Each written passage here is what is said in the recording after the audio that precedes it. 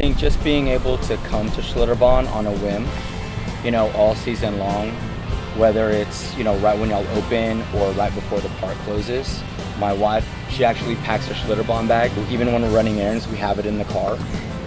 So like after church, we'll actually come to the park and change here. If you've never been to Schlitterbahn before, I would say definitely take advantage of being able to bring in your own cooler with water and snacks. I'd say if you have littles, definitely the butterfly bog and then the car wash.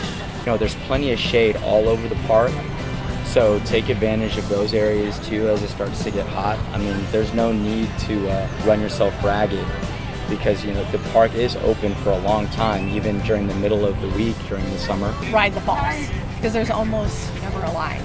So. Any rides that are a must ride? No. Try the turkey leg.